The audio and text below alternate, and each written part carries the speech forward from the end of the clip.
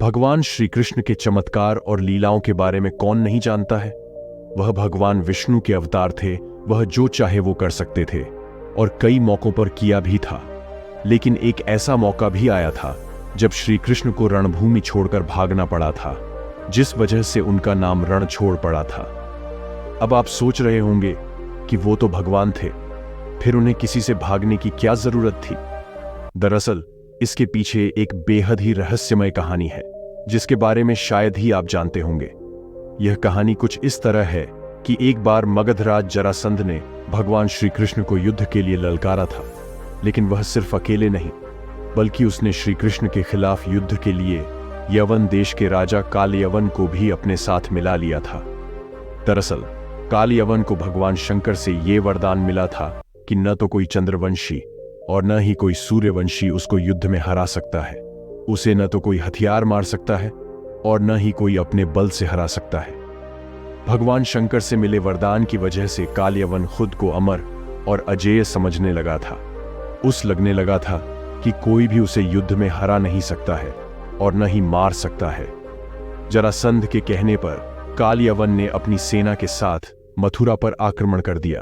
अब चूंकि श्री कृष्ण जानते थे कि कालयवन को वो अपने बल से मार नहीं सकते हैं और न ही उनका सुदर्शन चक्र उसका कुछ बिगाड़ सकता है, इसलिए वो रणभूमि छोड़कर भाग गए और एक अंधेरी गुफा में पहुंच गए।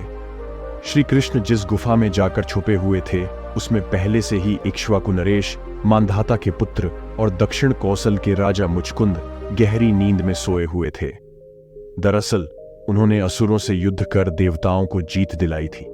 लगातार कई दिनों तक युद्ध करने की वजह से वह थक गए थे।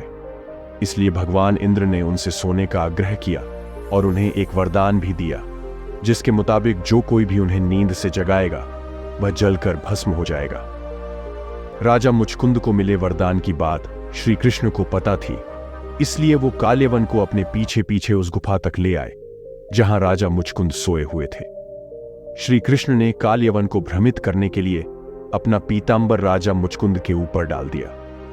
राजा मुचकुंद को देखकर कालयवन को लगा कि वह श्री कृष्ण ही हैं और उससे डरकर अंधेरी गुफा में छुपकर सो गए हैं। इसलिए उसने श्री कृष्ण समझकर राजा मुचकुंद को ही नींद से उठा दिया। अब राजा मुचकुंद जैसे ही नींद से उठे, कालयवन वहीं जलकर भस्म हो गया। असल में यह भगवान श्री कृष्ण की ही एक लीला थी। उन्होंने महाभारत के युद्ध में गीता का उपदेश देते हुए कहा भी था कि सृष्टि में जो कुछ भी होता है उन्हीं की इच्छा से होता है। तो जाहिर है कालयवन का अंत भी उन्हीं की इच्छा से हुआ था।